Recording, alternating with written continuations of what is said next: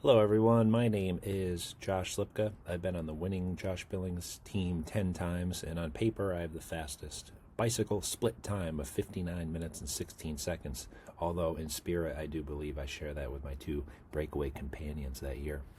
So here we are at the start of the Josh Billings bike route. Across the street from the McDonald's is the pen where the racers with race licenses will line up.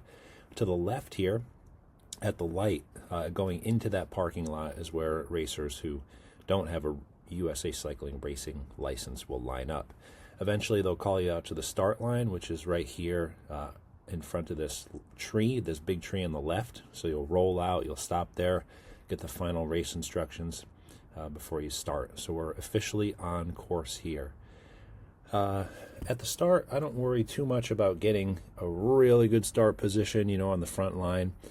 Because you'll have the whole road at the start of the race. So this is a very, very wide road. They stop traffic. You can go all the way over to the left. And this first straightaway here, where you have the whole road, takes a good couple of minutes. So things will settle in. You'll have time to move up a little bit if you need to. Obviously you don't want to start so far back if you can help it, but it's not the worst thing if people are elbowing you and trying to get one row ahead of you at the start. Things will shake out and kind of get lined out before this slight right-hand bend up the road where you go into a single lane. All right, so you have that couple of minutes here at the start to kind of get up as far as you can, as far as you want. Right around here, when the road bends to the right, you're going to have to come over into a single lane. There is more of a breakdown lane after this right-hand turn. But still, it's going to narrow down. And when you have 500 people on the start line, even if you do have a big lane with a big breakdown lane, there's still going to be a lot of bodies in front of you that you are going to have a hard time physically getting around. So, where you're at, if you're really far back at this point, might be where you kind of stay through town and up the first hill. All right, so for me at this point, usually I've found myself in a good position where I want to be towards the front, top 10, top 20. And there's another couple of minutes before we hit the first hill. So that first hill always goes crazy. The people at the front are really going to push the pace. So I know I want to get to that hill as fresh as possible. I want to make sure that I'm breathing deeply here all the way out, keep that heart rate down. I want to try, if I can, to limit the amount of lactic acid, quote unquote, that's building up in my legs. So I'm getting low, elbows are in. I try to find the biggest rider possible to get behind. Biggest rider possible is going to give me the best draft. And my only goal here is to just maintain a pretty good position and use as little energy as possible. We're coming up on our first turn here on the course. These cars won't be in the way on race day. You'll be able to take it fast. It's a left-hand turn over this bridge. Even though it's a fast turn, you got plenty of room. Still, when you go around a turn, it stretches the group out. So the group gets into a longer line. So all of a sudden, if you had a bunch of people across the road and the front of the race was just a few seconds ahead, after this turn they could be 6 seconds ahead out in front. So just be cognizant of that. How all of a sudden the front of the race could be much further down the road after a turn like this, especially after the next turn going into the final hill. Sorry, the first hill. All right, so still another minute or so before we get to that hill. Plenty of time here for like the adrenaline to take over and the breath rate to go. So you're really just trying to relax and settle in.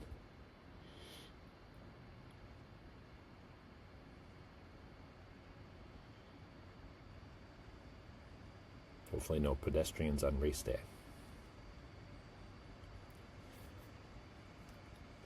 So in this video, it takes me an hour and 16 minutes to get to the finish line. First pack in the Josh Billings, first big pack in the Josh Billings, usually around an hour and 6, hour and 7. So hour 16, that's a pretty quick time. So you can kind of, if you're using this video as a recon, get an idea, of what your finishing time might be, and then if it's around there, then you might be seeing similar speeds on this recon video. If it's a little faster, you'll go a little faster, obviously. A little slower, you'll go a little slower.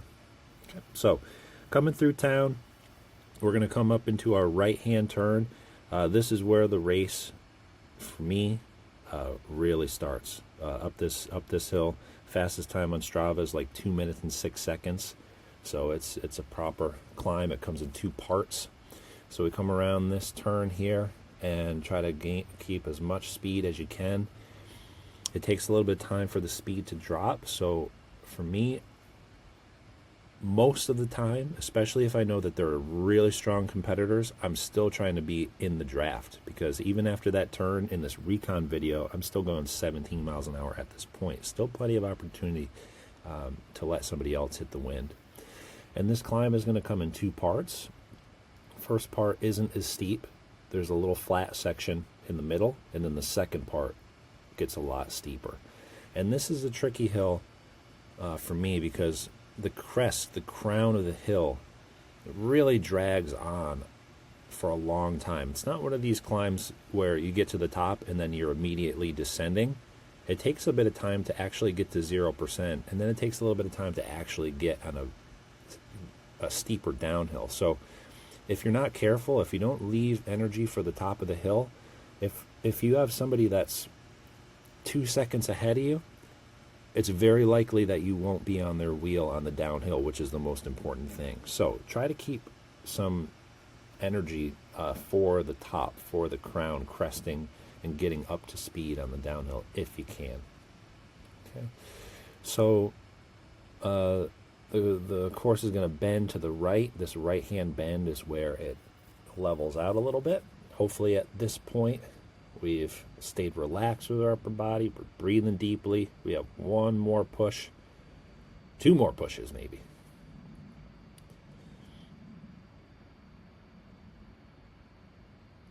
This is where, if it hasn't gotten separated yet, it definitely can get separated.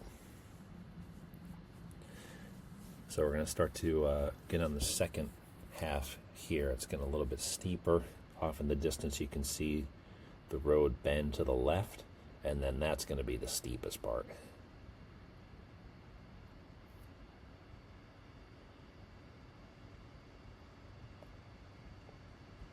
I will say, I think that the gradient on the upper right, I'll mention the numbers here. The top number, that's your gradient, 3.3%, and then below that, speed, below that, heart rate, power, and cadence. In the middle, that bar is the distance. The race course is about 27 miles, and on the left is the map. I think that for whatever reason, the gradient is a little bit lower than it actually is. I'm not sure what happened with the fit file or the GPS data. I'm pretty sure it's a little steeper than 4% here. So just keep that in mind. Sometimes this number is a little deceiving, and it's a little steeper. But at this part right here, this is definitely, where you're going real hard. You're kind of getting towards that 100%.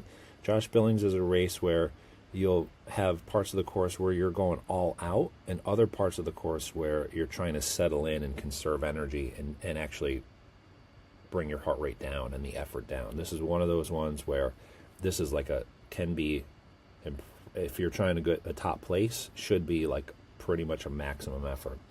What happens is at the crest of this hill, the 500 rider pack is split up into a bunch of smaller packs, and at the top of this climb, the people that you're with are generally the people that you're with for a very long time, if not the entire race. So if you can get to the top of this hill really high up in the race, and then in one of the packs that's at the front, then you're in good shape. Okay, so this is what I mean. You can see that it's kind of dragging. It's still slightly up, Now we're going slightly down. So the steep part ends, but you're still gaining elevation, and we're still negative 6% here, 24 miles an hour. In race day for me, I've hit 50 on this downhill, so there's still twice as much speed almost to get up to. It takes a little bit of time to get there. So at the top of that hill, if you see somebody just ahead of you, try to sprint up to their wheel and get in their draft if you can. That's going to be the biggest thing, because the quicker you can get on their wheel, the sooner you can start to recover. If you're not on somebody's wheel and there's somebody just behind you, you might wait for them, because we're coming up on a section of the course here where being in a pack and being in a pace line is very beneficial. So take stock at the top of that hill. People just ahead of you, do a sprint to try to get up there. People just behind you, probably better to wait. If you're in no man's land, if you're by yourself, which for me, even at the front of the race, sometimes I am solo at this point, you want to get as aero as possible, and that's what I'm doing here with my hands. I got my hands in the puppy paw position, like those invisible time trial bar positions, to try to get aero and to settle into a rhythm.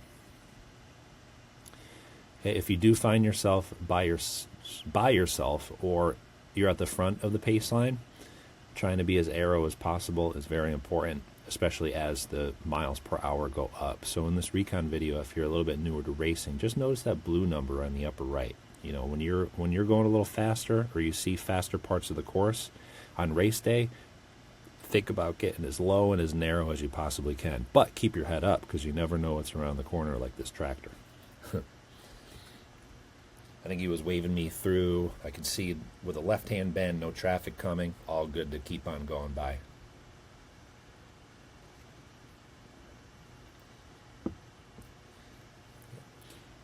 So for me on race day, after that uphill, if I'm by myself, I'm settling into time trial mode. My goal at the Josh Billings every year is to get the team win. Well, it has been over the past bunch of years. I'm not really concerned with winning the bike race ever. So I also take stock at the top of that hill if I'm looking around and I see some of the riders on rival teams. Then I might settle in here and do a little less work and just see what happens, later on in the race. Because if I can get rid of the riders who have really good paddling teammates and really good runners and leave those bicycle racers behind, then that's just going to make it easier for my team. If I'm at the top of the hill and I'm looking around and I'm with people, but nobody from a rival team, then I might get into this group and really start working hard in order for them to stay behind me, those other riders that have really strong teammates. And I might be a little bit more kind of vocal in the group and say, hey guys, let's work together, and really kind of volunteer to go to the front and get that pace line started. When people, sometimes all it takes in a group is just one rider to take that first pull, just to,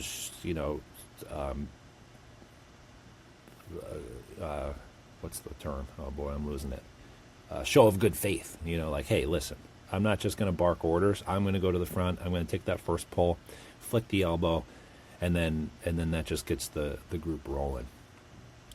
And that's definitely what we want to do here if we want top placing or our best time, is if we're with people, and hopefully we are at this point, unless again you're soloing off the front of the race, but only one person can do that. So if you're with people at this point, this is a section of the course where you want to work with other people. I think this is like a 2-mile stretch where it's slightly uphill, so a false flat. So a false flat is when you look up the road and it doesn't look like an uphill, but you are gaining elevation. Usually it's 1%, maybe 2%. So it is a tough section. I'm only going 20 miles an hour here at a pretty good pace. But still at 20 miles an hour, there's still plenty of drafting. So It's not the easiest stretch of road here, being that you're gaining that elevation, but still, you can really take advantage of having some friends.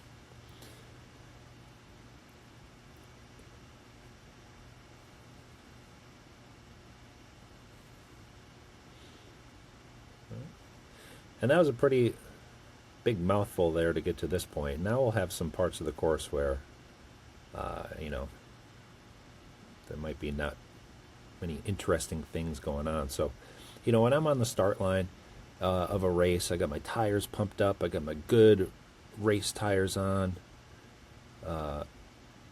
BicycleRollingResistance.com is a wonderful website to kind of check out the puncture resistance of tires, the rolling resistance of tires. You could figure out what tire you want based on how much risk you want of punctures. But nowadays with tubeless and sealant, that's less of a risk, punctures. But got a good set of tires on. If you're using tubes, you're using those latex tubes. If you can, those will save you a handful of watts. Another important thing is to make sure that your chain is really, really, really clean and lubed up. You can save a lot of power on that, drivetrain efficiency. And probably most importantly, we want to have our tightest clothes that we can. If we have clothes that are flapping in the wind, that's going to slow us down as well. So we have some attention to our rolling resistance with our tires and our tubes, our drivetrain efficiency by having a really clean chain and a lubed up chain. And aerodynamics, obviously we can talk about the bike with wheels and stuff like that, but one of the most simple things is, again, the clothing, making sure that it's as tight as possible and not flapping in the wind. If you're going to die of heat exhaustion, then obviously you unzip your jersey, but try to keep everything zipped up. That's another thing too. It's like having a parachute if you have your jersey unzipped halfway or 2/3 of the way. All right, so we're getting into Alford here. A little bit of an incline here. We should be seeing the town hall. Some years in the Josh Billings, the race has gone to the left. And even one year when the race couldn't start at the place it started in this video, it had to start in the airport. But when everything is good, we're going to take this right-hand turn here. We go down a hill. And if you're going really fast, in the front of the race, in the front pack, you might be going fast enough where there are a couple turns coming up here. You have a right turn and then a left turn, and it can kind of sneak up on you. So just be careful here. Generally, when you're turning to the right, if you're going really fast, you'd want to be all the way over to the yellow line. Halfway through the turn, you'd be to the white line, and then you'd be to the left towards the yellow line. So you start outside, then you go to the inside, and then you finish on the outside of the turn. In this Recon video, at that speed, mid 20 mile an hour, no problem there. But it definitely can sneak up on you on race day if you're one of the faster riders, going mid 30s. Just be careful there. All right, then in my opinion, and I'm sure you wouldn't find many other people who would disagree, this is the toughest section of the course here. I believe this is called the Llama Hills, and there's like two parts to it that are very challenging. There's a little bit of downhill in the middle, but it's just really hard, depending on how fast you're going. This could be, I think, like 10 minutes or so. Let's see. Yeah, for me on race day, this is getting towards like 7 minutes of a stretch. So if you're going a little bit slower than that 59 minutes, you can kind of figure out how long it might take you. But this first part here is pretty steep. Again, I think this is a little bit more than 6% at its steepest. 8 miles an hour in this video, at 400 plus watts. I know I'm a bigger rider, but still, that's a pretty big kicker. So up to this point, if you've been with other people, there's still a long way to go in this race, and there's still plenty of road where being in a group would be beneficial. So I wouldn't necessarily say, especially if you found a group on that last 2-mile flatter section that was working well together, I wouldn't say that you'd want to necessarily attack here or drop anybody.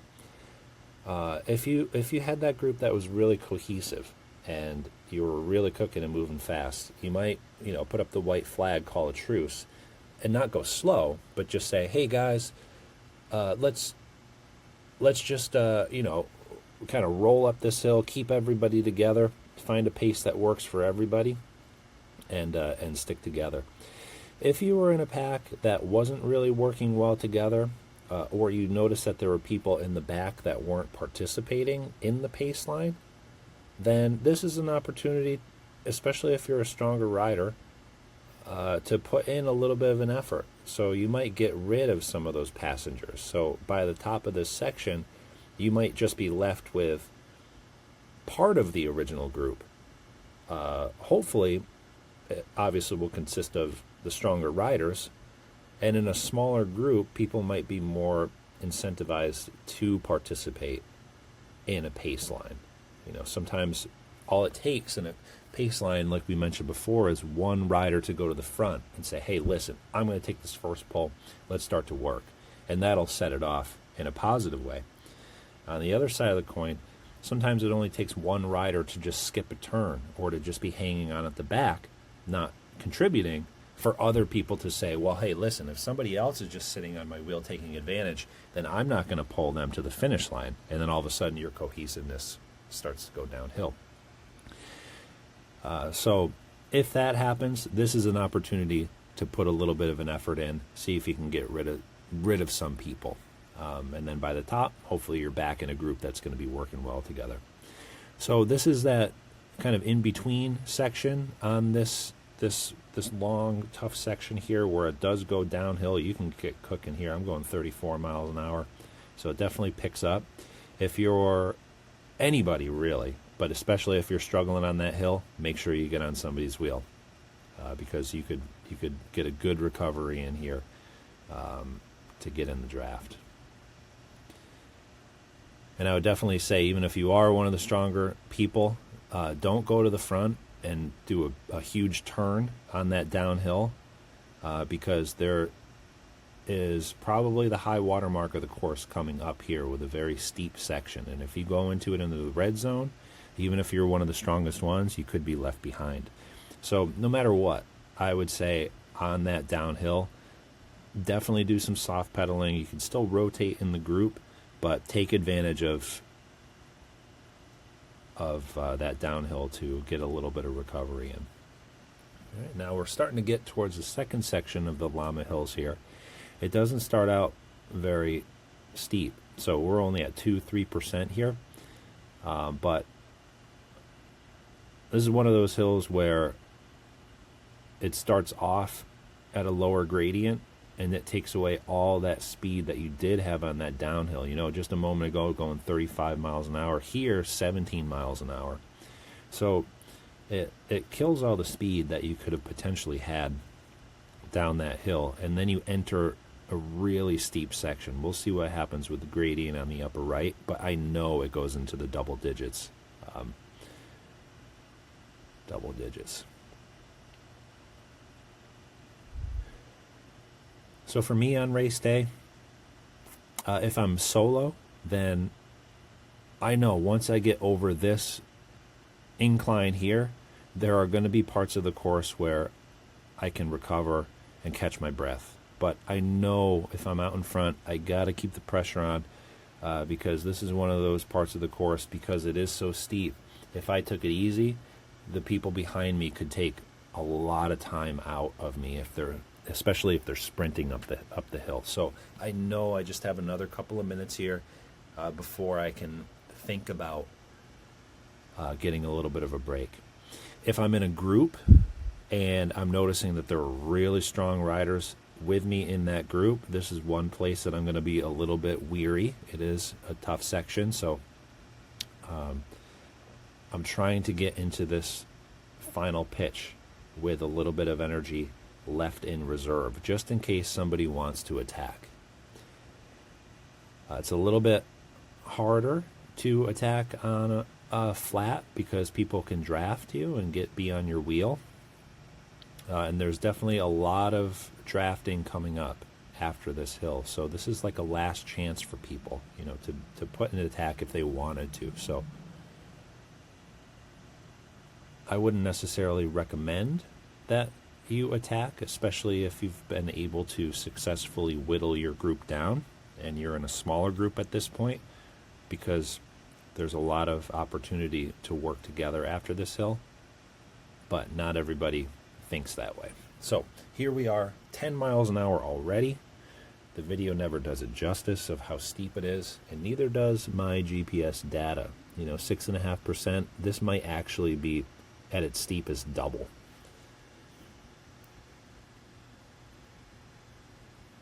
Getting down to 7 miles an hour. Oof.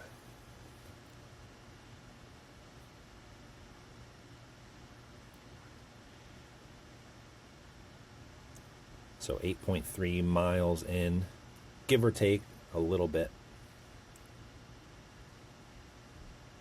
depending on where we start our GPS.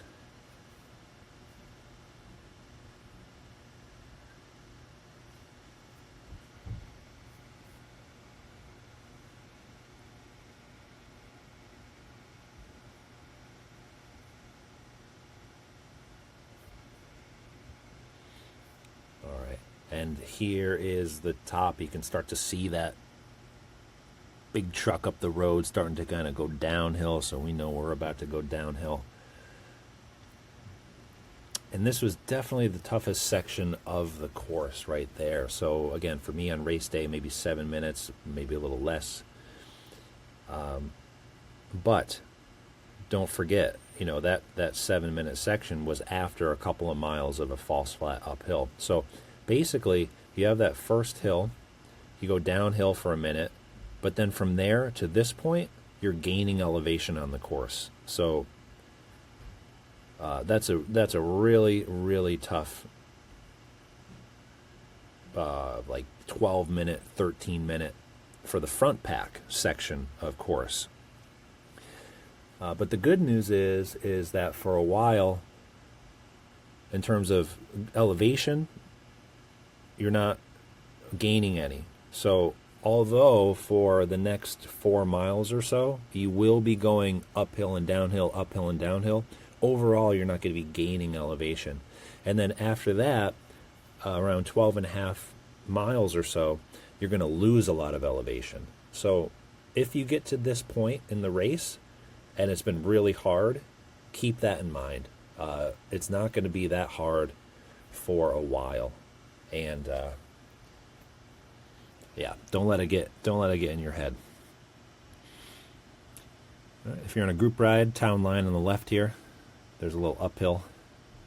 Got to sprint for that.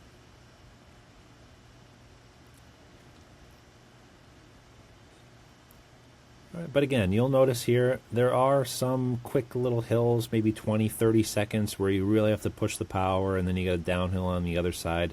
But generally, the speed is going to be higher because you're not gaining that elevation over the next 4 miles. Higher speed means that it's better to be in a group. So when you're looking around at this point, just like after the first hill, we try to recover, get that heart rate down.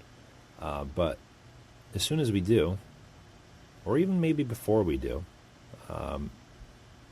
we start to get some cohesion in our group. Again, if our goal is to get to the finish line as fast as we can, and also in the best place that we can, because you never know. If you're really slow down, riders behind can catch you. And if you don't slow down, you might catch riders out in front. So the key here in a race like this is to keep a consistent effort, especially on the portions that are not as challenging. You get that cohesiveness, you get that pace line going, and you start to make some friends, and you say, hey, listen, let's suspend, our attacking and work as a team here, because that's what we are. We could catch people in front, or we could work together to not be caught. You got a long ways here that you can potentially work together. So again, if you're new to racing, there are parts of this course where it would make sense to do a little attack or try to leave people behind, and parts of the course where that would not make sense at all. This is a team effort here for many, many more miles.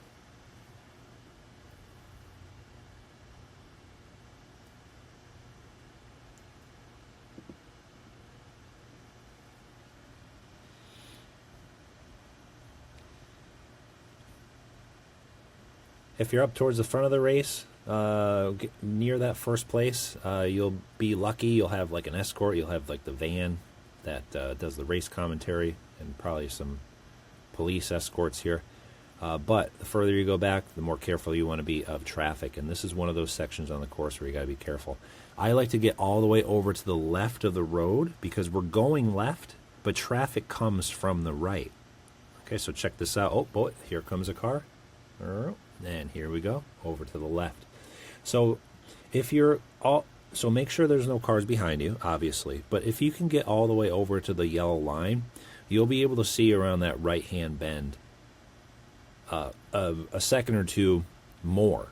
So obviously it's going to be beneficial to see that oncoming traffic. You don't want to get, I don't even want to say it, but just be careful of that fork in the road, that right-hand bend. Really tough to see too far down the road. If you're over to the left, that could save you from catastrophe to be able to see a couple seconds down the street.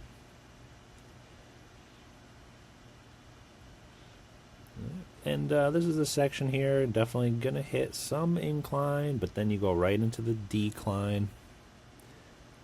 If you looked at the course profile, it would look like a saw, up and down, up and down, up and down. Definitely enough to slow your speed down 16 miles an hour, 15 miles an hour.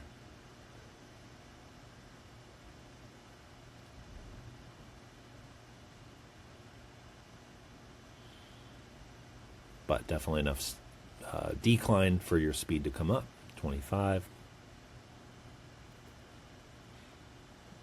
So in a section of the course like this, I would just be very careful. If you're in a pace line,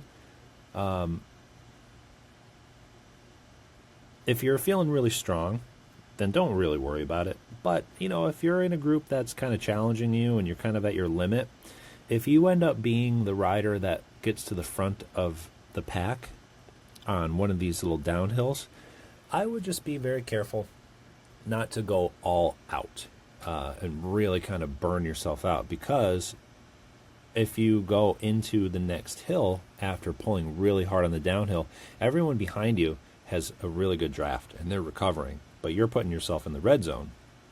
And it's very possible, especially if somebody puts in a little bit of a dig or an effort, that you go backwards. So on a kind of a saw section of the course where it's up and down, just be careful of that. If you're pulling on the downhill, leave a little bit in the tank, and so you're ready for a little push if you need it, because everybody on your wheel again is recovering the faster that you're going.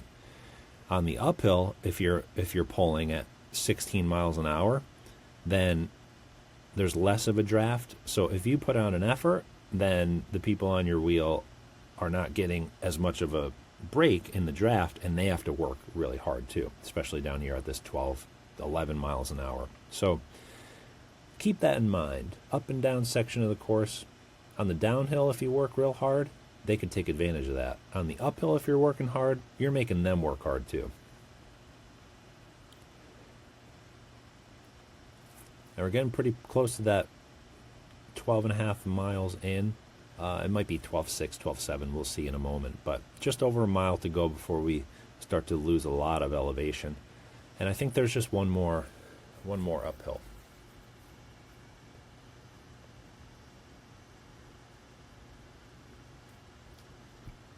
Who am I kidding? I know that there's only one more uphill. Probably done this course 1,000 times. Definitely a big downhill section here, longer as well. 28, 29 miles an hour here. 30 miles an hour.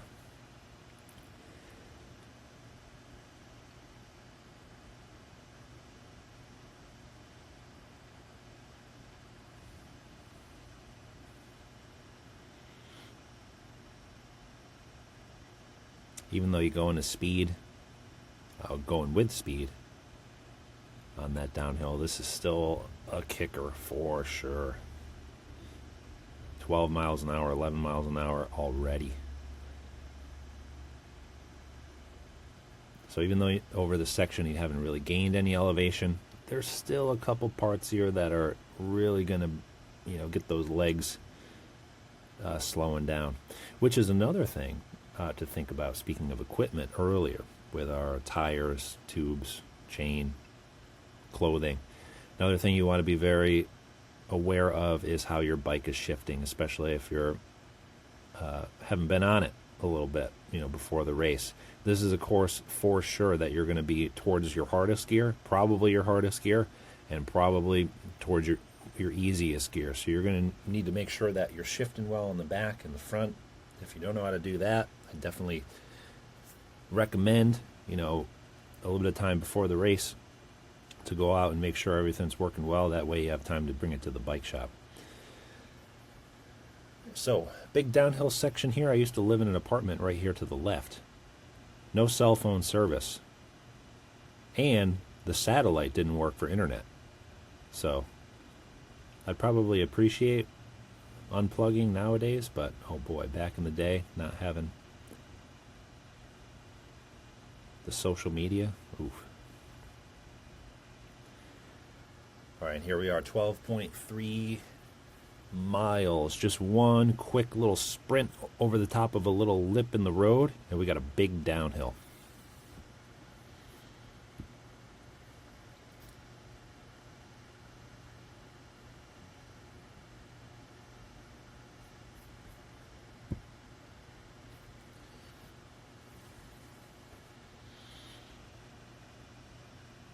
It's going to be about a mile of going downhill. So this is definitely a section of the course where you can shake out those legs.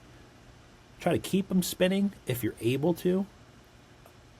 I find that sometimes if I stop moving my legs and I just coast, then by the bottom they just feel so sluggish and so heavy. So sometimes sometimes you do have to stop pedaling if you want to get aerodynamic and kind of get into a little super tuck, of course.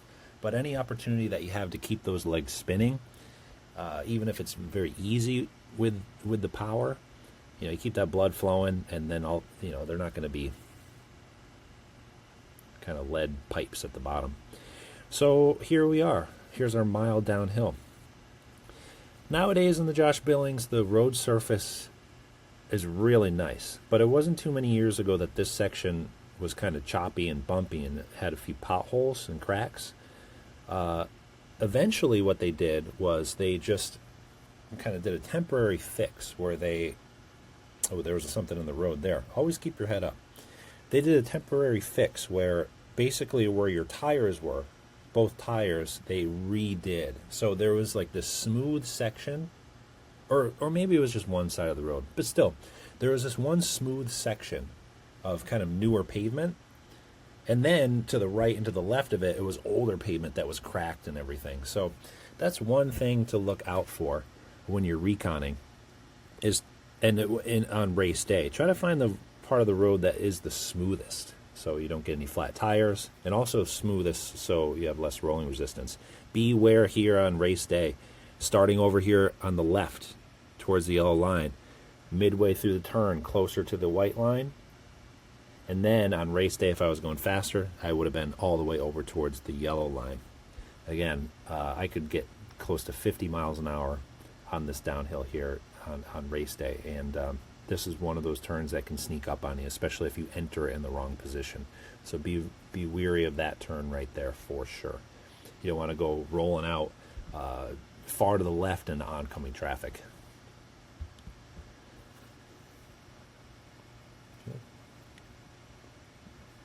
But yeah, just be aware of that. Notice the road surface. Sometimes again they do a temporary fix, one part of the road is better than another, and that should just come natural, to avoid rough parts, but just make sure that it does come natural.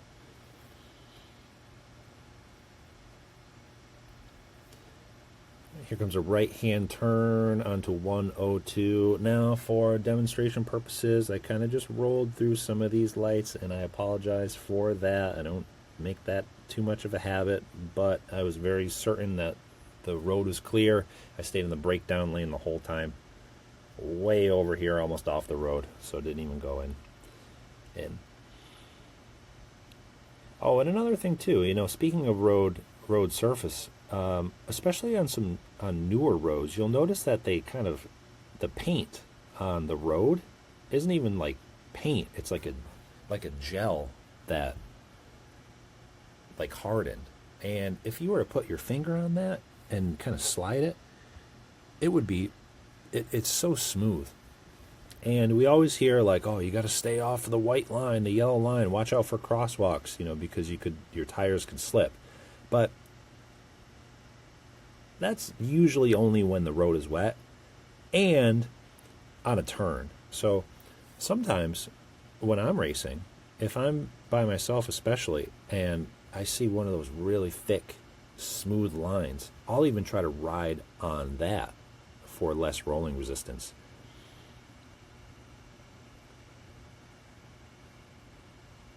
It definitely plays a big role, Notice what the road surface looks like. Get down on your hands and knees and look down. All those spaces in between, it's like if you really get your face down onto the road, it's like you're looking at a mountain range, how there's like a little divot and then a little peak, little divot and peak. The bigger that those kind of valleys are in the road and the more rough the road surface is, the more rolling resistance you're going to have. And there is quite a bit of variation in pavement, certainly from older pavement to new pavement, but even new pavement too. Sometimes there's concrete slabs that are a little bit smoother. So you can get really kind of really detailed in how you even look at the road surface and where you are riding. And you could even get crazy in terms of tire pressure, too. Generally, the more rough a road is, in theory, the lower tire pressure you have is better rolling resistance. But if you were on that white line with no bumps, then in theory, the harder or the higher pressure would be better for rolling resistance. And then you start to say, oh boy, most of this course is this type of road versus that type of road. But maybe that's just getting a little bit too deep into the insanity. We'll bring it back here. So big downhill. We're heading into West Stockbridge. We've got a right-hand turn on the Route 41. Again, for the video, kind of rolled through this just a little bit, but I was very sure that there were no cars coming.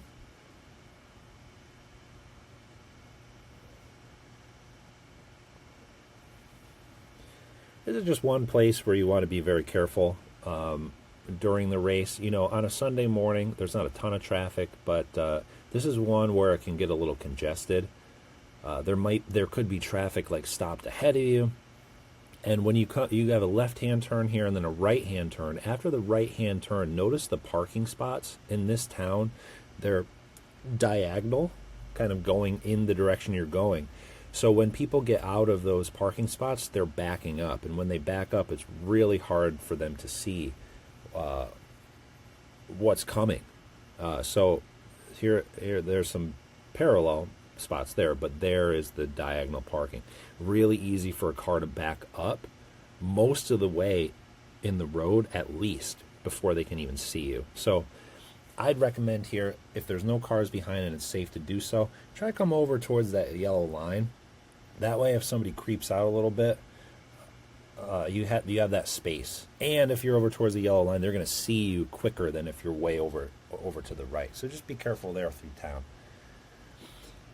And even up here, there's a little bit of an uphill, and this is where people can get onto Route 90, the Mass Pike. So if there is any traffic, there's only a couple spots here on the course where you really have to worry about that. And going through Stockbridge here, West Stockbridge, and Stockbridge coming up, but here in West Stockbridge, in town, and then this Route 90. Oh, you probably just noticed some potholes. This is one section of the course where the road is still choppy. So, actually, you know what? I think since this video was taken, those may have been filled in. But I don't believe that as of today, this surface is new, so it might still be a little choppy. If there's one part of the course to watch out for, it's definitely right there.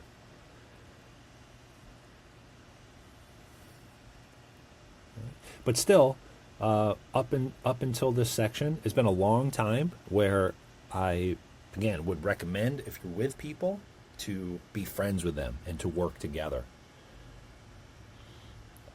There is one hill coming up here, and for me, it's one of my favorite ones. It's like a highway climb. Highway climbs, you'll notice that they kind of are pretty uniform. They get up to a gradient and they stay a certain gradient, and they're never too steep. And this is a hill. It's definitely steep, but it's not that double-digit llama hill. This might be like 5-6% for. It might take a couple of minutes for the front riders to get up, so it's definitely significant. And it's a part of the course here where, again, like before, if you're in a pack and people have not been contributing to the pace, and you want to try to get rid of some people to try to have a smaller group that will then, again, work together, this might be a part of the course where it's possible to do that. Here on the 102 climb after West Stockbridge. If you're in a group that has been working well together, after this hill, there's another section here where a group would go significantly faster than an individual. So take that into consideration. If you're happy with how the group is working, then put up that white flag. And don't go easy, but just make sure you're going at a pace that is hard, that everybody can do. If you want to get rid of people, here's an opportunity to do that before you get, a good few mile section where it'd be beneficial to have some friends. If you're on the group ride, this is one of my favorite town line sprints. It comes like 2/3 of the way up the climb. You'll see the big sign on the right.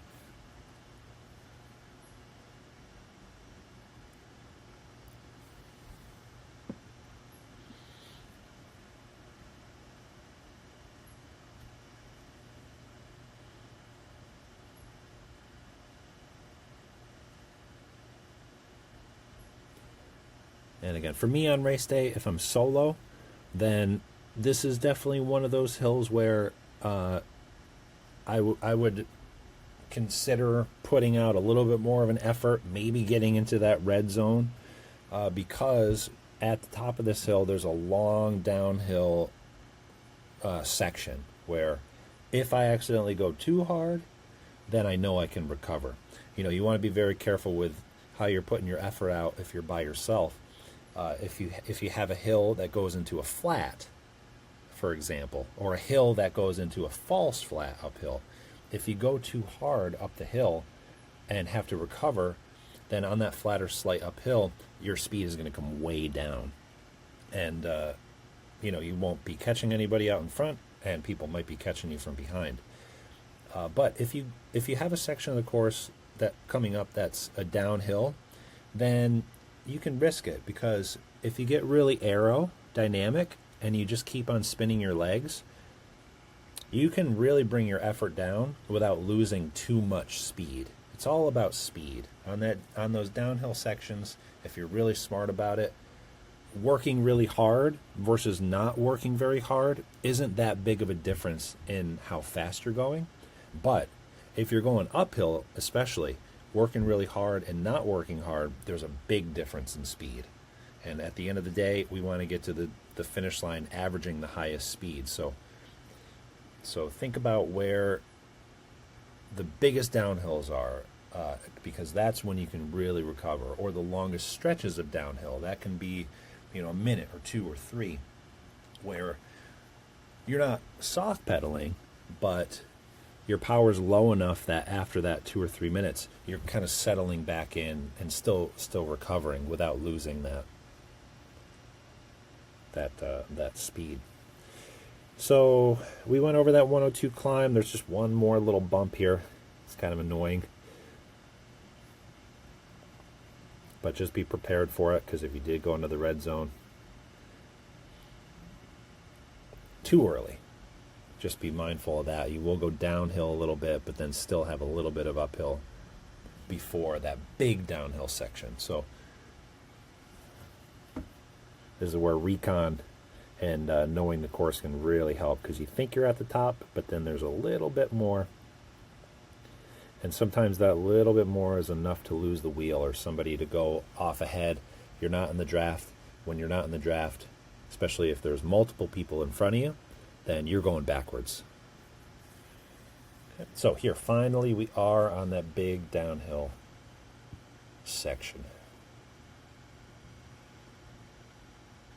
This is let's see how long this is. Oh boy, this is about 1.5 miles where you're going downhill. And especially if you have compact gearing, they come like with a 50 tooth in the front, 11 in the back nowadays. If you're getting very aero, this is the part of the course where you could be spun out. So maybe you don't have enough gears, especially if you're in a group. This is what inspired me a long time ago to get a bigger chainring. I race most of the time and ride most of the time with a 58 tooth chainring in the front, which is a really big chainring. But, if I have a 42, 44 inner ring with, 27, whatever, 28 in the back, usually I can get up a hill, even the steepest hill, especially on a course like this, as fast as I need to. So with a 5811, I can still pretty much on race day, get to 100, 110 RPMs, keep my legs spinning, which before we mentioned can be very good to just keep the blood circulating, so that at the bottom of a hill, if you don't stop, if you do stop pedaling, then your legs get heavy and they feel like just lead pipes, It's good to keep those legs turning. So another thing, if you're looking at details and things like that, think about gearing, because this is definitely a course where for long stretches, for 1.5 miles here, you could be spun out if you don't have those gears, especially if you're a stronger rider. There's a website, it's called bikespeedcalc.com, and it's wonderful. It's just this little simple table where you can put in your front chainring sizes, your rear cogs, and it'll tell you at this RPM you'd be going this fast. So when I'm looking at a course, especially on a time trial course, because time trialing is even more important, which this race sometimes turns into if you're by yourself, you can figure out the course profile, how fast people generally go. You can figure out how much gearing you need in order to keep on spinning. And I think that's one of the reasons why I actually won a Masters Time Trial Championship last year, was because I did have the gearing on that course to continually pedal. I noticed that my competitor in second place actually stopped pedaling quite a bit on some of the downhill sections of the course, and I only won by 20-something seconds. And being able to just carry a little bit more speed downhill and a bunch more speed into the next uphill, I think really made the difference. So gear selection would be another detail that you go into. But you can see now we've gotten off that downhill, and this is a long flat section. So in a group, if you're pace lining, this is definitely a section where you can make up time on individual riders for sure.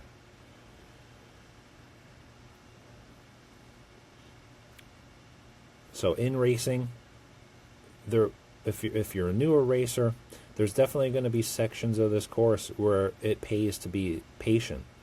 Earlier on in the video at the beginning, we talked about this being a course where there's definitely times where you go into the red zone and you're working basically as hard as you can. But then there's also sections here where you might find yourself not really working hard at all. But it still means that you'll get to the finish line faster. If you're not working very hard, but you're in a group and you're working together in that pace line, you're going to be going way faster most of the time than you would by yourself working as hard as you could. So bike racing definitely requires patience and keeping your powder dry. I had to explain that term a little while back. That means, like the dynamite powder. You don't want to explode and go crazy at the wrong time on a course. You want to make sure that you use your energy wisely. So if you're a little bit newer, I would very much suggest just noticing on this course, those sections where we talked about where it would be more beneficial to be in a group. If you have somebody just behind you and you're by yourself, you might actually wait for them a few seconds so that you could work together. By the end, probably will have gone faster. And actually, it's more aerodynamic to have somebody on your wheel behind you. You'll actually go faster aerodynamically if you have somebody drafting you.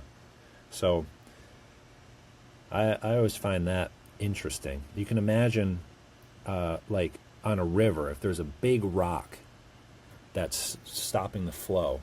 The river, flowing is the same thing as air flowing.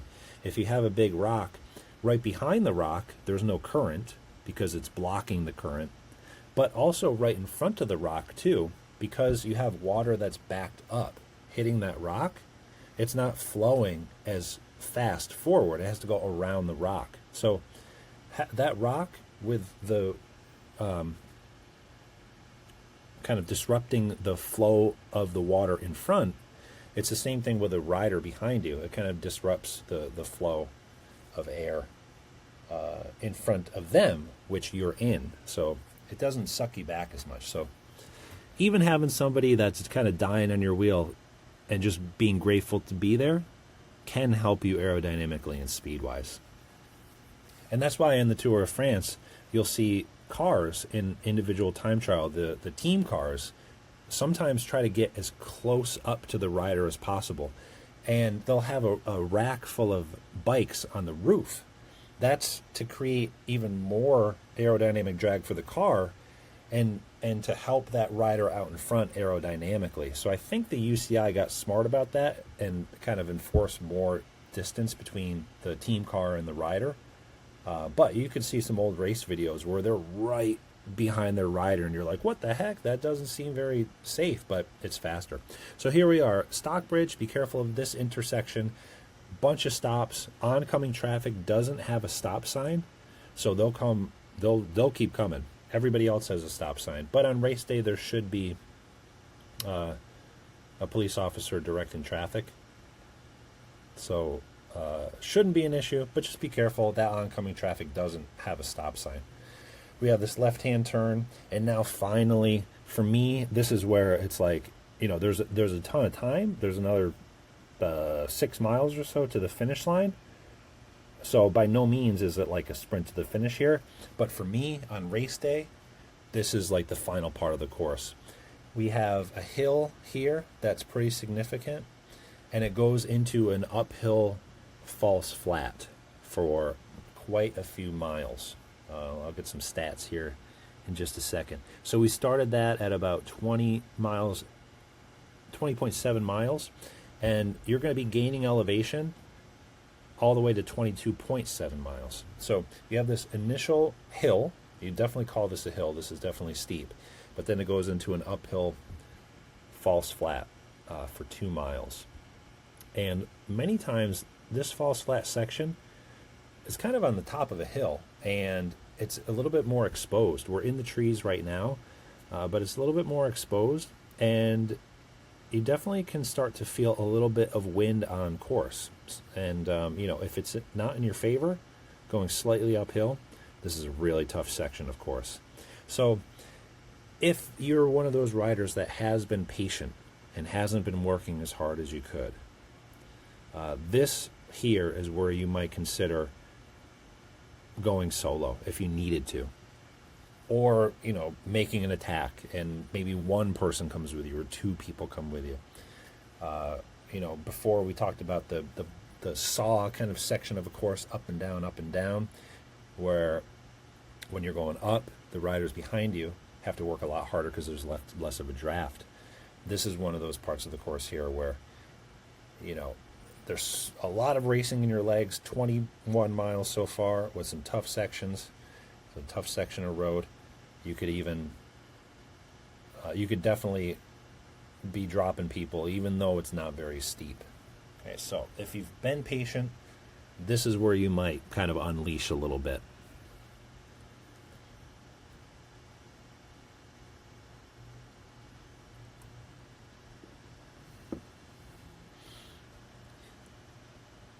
Be very mindful, though, even though this is a false flat going uphill, going 16 miles an hour, if you do start to feel some wind, if it's a headwind, then that makes being on your wheel even easier, because not only, are you in first place hitting the regular wind, even if it's not as much here at 15, if you add a 5 mile an hour headwind, then all of a sudden it's like somebody's drafting you on a flat because they're not hitting that headwind. If it's a tailwind, then there really isn't that much help being on the wheel. So if there's a tailwind and you're worried about somebody getting a big rest on your wheel, it's probably not happening. So the more of a tailwind you got on a section like this, the more you can kind of just open the throttle and not have to worry as much about somebody resting and then passing you later on, because they're going to be working hard too.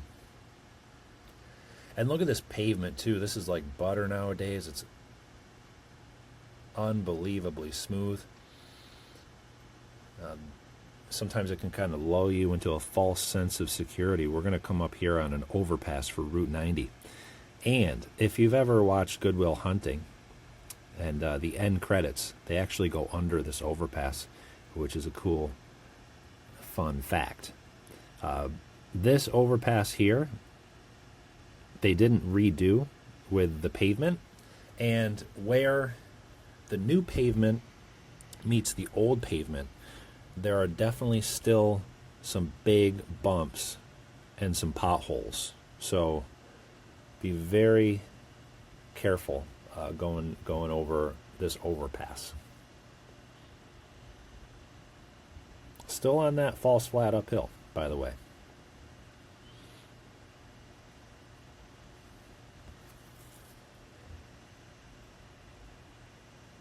Got about 5 miles to go to the finish line, and we got some downhill, kind of faster, easier downhill and a flat going into Wheatley Hill. But okay, and here we go. Here's this overpass. You can even tell it's coming because of the difference in color in the road surface. See all the little patching that they've done. Definitely be careful there. After that overpass, there's a little bit more uphill before we hit that downhill. And a lot of times, we talk about, like, earlier on in the race, like at the top of a hill, if there's somebody slightly behind you, you might wait up for them to form a group. Here, this is one place where I might recommend that you just keep on going. If they catch you, they catch you. If not, then they don't. And with all this racing in your legs already, if they're behind you, then they probably can't really help that much, and they probably won't help that much. They'll just kind of stick on your wheel. So make them catch you at this point. It probably won't be a benefit, whereas earlier on in the race, it probably would be a benefit to have somebody with you. Almost there. You can see that there's some fields here, less trees. Definitely some wind gusts can come up. And if we're still seeing like lawns like this and fields, then we know we're not quite on that downhill section. Keep it cool, cops.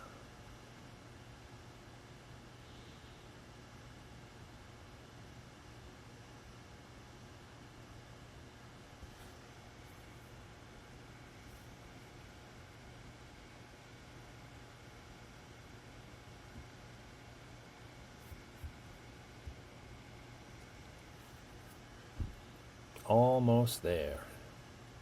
Almost there.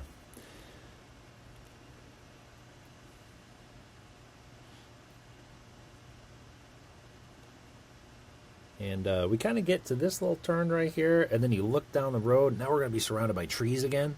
That's like a visual cue. For me, early on, like, okay, this is the downhill. When we get away from that kind of open, fieldy area. So we're heading downhill. There is about 2 miles here where we're losing elevation. Again, we do have a slight uphill at one point, but basically you're losing elevation for a couple of miles. If you're with other people, getting back into that pace line if you can. If you are by yourself, we're getting arrow and trying to settle in. So you kind of settle into a point where you're still pedaling, but you're able to kind of feel that breathing rhythm coming down. You can feel that burning in your legs, if you had it, starting to dissipate just a little bit. So it's over time, you kind of can figure out that intensity a little bit better. That intensity where it's just enough, to keep your speed up, keep the pressure on the pedals, but you can kind of recover. So it's not like an all or nothing type thing. When you're on sections of the course like this where it's like, okay, it's a downhill, I'm going to completely stop pedaling, or I'm going to have no pressure on the pedals but keep my legs going. You'll find that you'll be able to recover with more experience and more riding fine with some pressure on the pedals. And they actually have done studies that look at the optimal amount of recovery, what actually clears the quote lactic acid from your muscles. And they found that keeping some intensity, I forget the exact amount, that would be pretty helpful to figure out, but the point is keeping some pressure on and keeping some effort up will actually recover your legs better than not pedaling at all. So sometimes when you're working so hard, you're like, oh, I just want to coast. Keep that in mind, that you're doing yourself more benefit and you're recovering better by keeping some pressure on the pedals.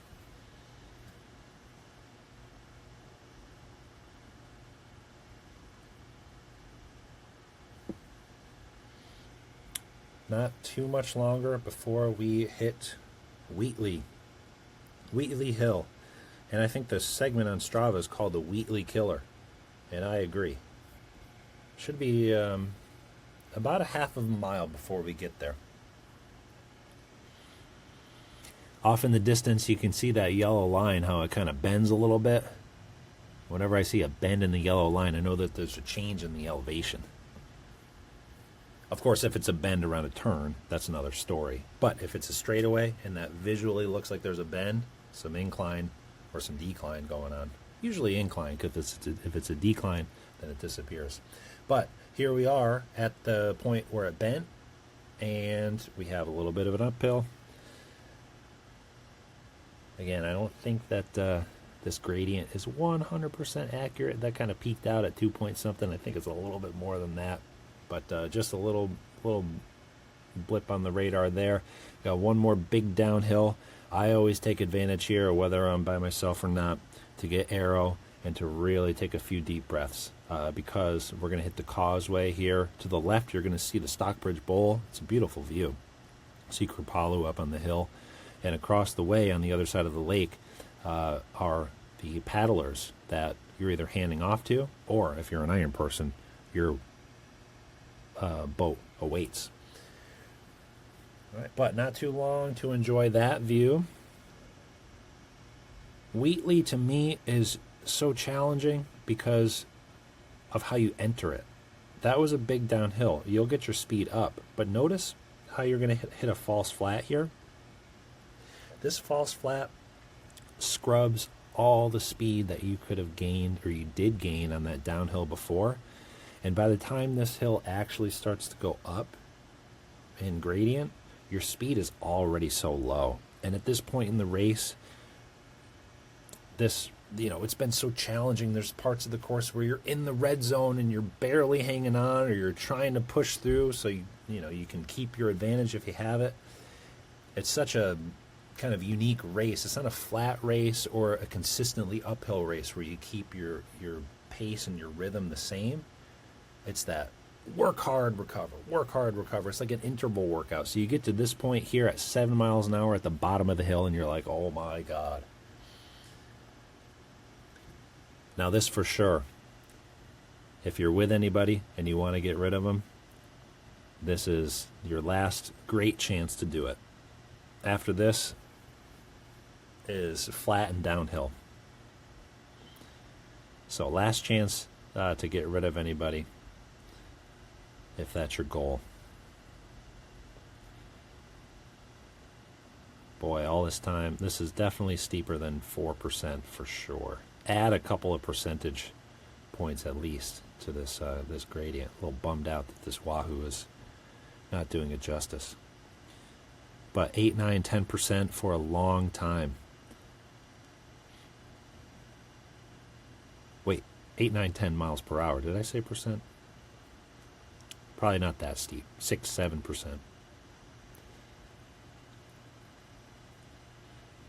All right, this left-hand bend. I think this is a sign right here. I think it says Wheatley on it. But this left-hand bend, the driveway to the right, this is getting towards the top of the hill.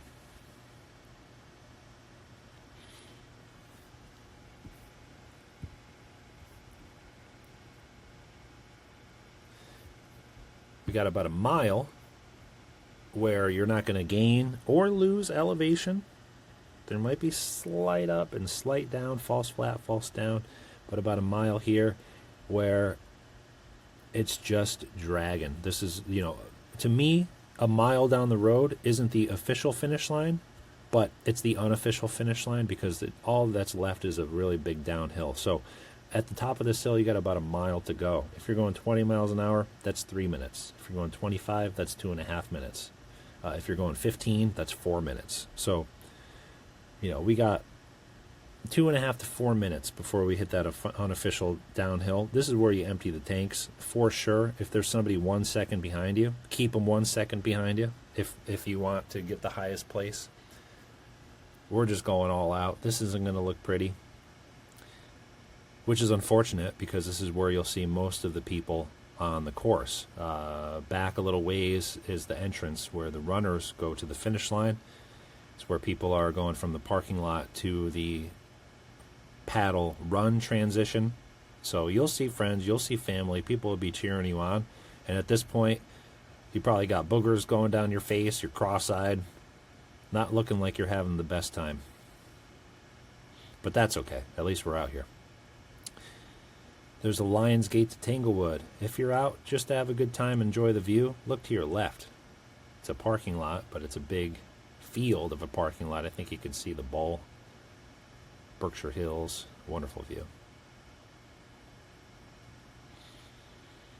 Got wonderful pavement here. Nowadays, it wasn't too long ago that this little dip downhill had some big, nasty potholes in it. But this is just it's really well maintained road surface. There's really only in that point in West Stockbridge that had anything that you had to worry about. One little sprint uphill, your speed comes way down, but last little sprint, again, we're getting towards the unofficial finish. To me, is this left-hand turn. After this, we got a huge downhill. And just be very, very careful on this downhill, especially the further back in that in the placing that you go. Because the further back you are in placing wise means that the more people that have finished the race. And they'll have this blocked off to traffic, this section right here downhill.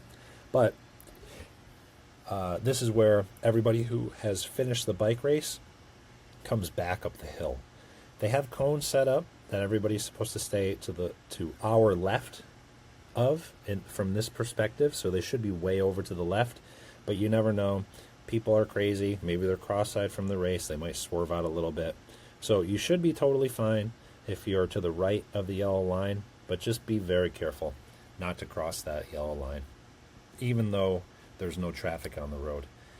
And again, the official finish to the race is going to be up here where the timing strip goes off, but this is a 40 plus mile an hour downhill, and at this point, remember, this is a triathlon, not a bike race. It doesn't really matter what your bike placing is. At this point, you have gotten to the finish line as fast as possible to hand off your wristband to your teammates, or if you're an iron person, to get into the boat. 1 or 2 differences in a placing, plus or minus, isn't really going to be that big of a deal. Okay, so just be very careful. This is probably the finish line here. To the left is the driveway where the transition is to the paddle. Be careful. There could be pandemonium. People slam on their brakes. If you're looking to the left for your paddler, you might not notice a rider who has slammed on their brakes ahead of you. The 5 seconds that you can lose just by being safe here and not sprinting past that finish line is definitely worth the safety that you gain. All right, and at this point, make sure to stop your Garmin, stop your Wahoo, get it on Strava, or it didn't happen. When you turn back around, be very careful, be respectful of the people that are finishing their race, cheer them on, and it's time to get to the after party. Ride on.